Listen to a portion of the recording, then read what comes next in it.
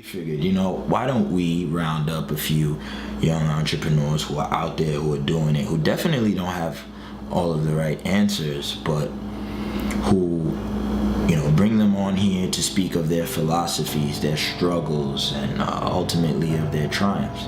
And hopefully that would alleviate some of the fear and some of the doubt that so many people, are paralyzed by.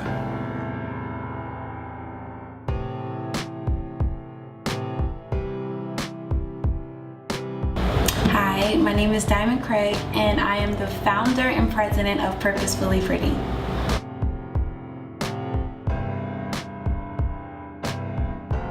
My name is Joel Bocourt, aka Grizzly. I'm the founder of A Rebel-Minded Society, and executive producer of the web series S.T.A.R.C.H. What is your business about?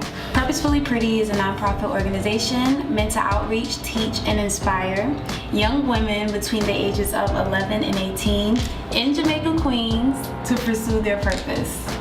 Okay. And when did it launch? How long has it been active? Well, it began as a blog. Purposefully Pretty has a blog site, and that launched in August 2012, but the actual organization launched in November 2012. A Rebel-Minded Society is about creating an outlet for individuals to express themselves creatively through music, film, fashion, art, comedy, and more. Okay, when did it launch? Well, it launched officially in 2013, but I've been working at it for 23 years. Your whole life, pretty much. Well, our organization has a quote that we normally use: a pretty face with nothing to back it up is null and void. That quote has been the framework for the organization. I found that a lot of the young women in my community, their values are misconstrued. They align being pretty with the clothes that they wear, their weave, their shoes, and a lot of other materialistic things. In my opinion, to be pretty is to have identified your purpose and to pursue your purpose. I believe that every person in the world has a God-given purpose, and once you have found that purpose, not only is it fulfilling to you, but it's fulfilling to so many people around you. Well, A Rebel-Minded Society is a product of the things I experienced growing up. I grew up in an environment where creativity was thriving, but there was a lack of resources and opportunities. Growing up in the hood, you have to deal with the stigma that's placed on you because of your gender, your race, your financial limitations, and your upbringings. The principle behind ARMS is to provide an opportunity for those people to express themselves creatively without any limitations. These young girls that you mentor, that you help, that you guide, what backgrounds do they come from? Well, most of the young women are of an African American background, and they come from all areas, all social classes, all demographics, all walks of life. What values are you trying to instill in these girls? Pretty much we're trying to deter the young women that are a part of the organization from the stigma that society has placed on our young women, especially young Black women. A lot of people, even like when you look into the media, reality TV, music videos, songs, they paint us as objects. They glorify our bodies, the way we look, the clothes that we have, the bags that we have, but no one ever acknowledges the intelligence that we have and what we have to offer other than our physical appearance and our bodies and things like that. So we're just trying to instill in the girls that they're more than what society deems that they are. Where are you from, Joel? Well, I currently live in Queens, but I grew up in different parts of New York. My parents worked a lot, so I spent a lot of my childhood in Brooklyn at my grandmother's house and in Harlem at my aunt's house. Tell me a little bit about these places. You said you grew up in Brooklyn, Harlem, you're in Queens now. Tell me a little bit about the things you experienced. Growing up in the hood, I witnessed firsthand how the lack of resources and opportunities can affect the community. People such as myself wind up getting in trouble because we didn't have no way to express ourselves creatively. It's easy to get misguided when you don't have no outlet or things to get away from these type of things that's going on in the environment. At some point, I came to the realization that in order to break free from what's going on around you, that you have to reach beyond that, and instead of waiting for an opportunity to come forward, that you have to create one yourself. Articulate to me again what it is exactly that you are strengthening these girls against. What is it that you're fighting? Well, we're fighting against society. We're fighting against the stigmas that society has put on women, especially Black women. We're fighting against the glorification of showing your body or being a video girl or even a stripper. Now strippers are becoming famous more than a doctor or lawyer or someone who has a purpose of substance. I was a African American studies minor, and honestly, being in those different classes that I took really opened my mind to where we as Black women come from. We come from such a lineage of strong women who made a difference in communities, in the world. And it was glorified, it was respected then, but now we have women that still do those things, but it's not respected as it once was. And we have this upcoming generation that are torn, in my opinion, to become something of substance or to submit to what society is telling you is success. So transitioning from the hood and the street realm and of the rules that apply there, transitioning from that to the professional realm and the different set of rules that apply to that, have you encountered difficulties in transitioning from one realm to the next? One difficulty I face is the negative perception that people have on you because of where you come from. I often deal with people getting the wrong impression of me because of my appearance. I have braids, I wear baggy pants, sneakers often, so people may not feel that I know how to conduct myself in a professional manner. Do you feel your race has anything to do with that? At times, yes. A lot more than less. The second difficulty I face is communication.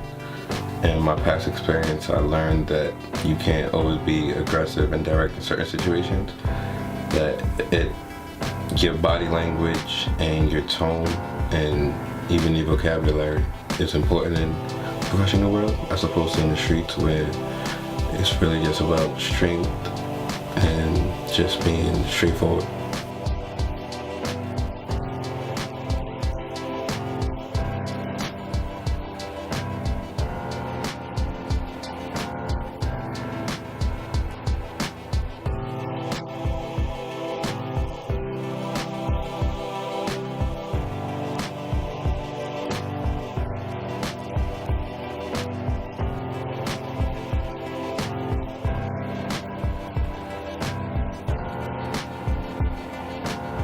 To be honest with you, I'm not too sure. Purposefully Pretty was honestly a leap of faith for me. And at times I even question myself. Sometimes I wonder, are the events and workshops, are the messages getting through to the girls? Are they being impacted by what we do for them? Or is society sticking to them, the things that society deems as sexy, as beautiful? Is that sticking to them more than what we promote to them? So like I said, I'm not too sure, but honestly, if I have one girl who makes a difference in our community or in any community because of the things that she learned from Purposefully Pretty, or the things that she was inspired to do because of the Purposefully Pretty volunteers and members, then I feel like my job is done. How do you go about overcoming these difficulties? By not allowing perception to affect reality. I embrace my style, which is what a rebel's about. Focus on proving the masses wrong and showing them that we have more to offer than what they may believe we do.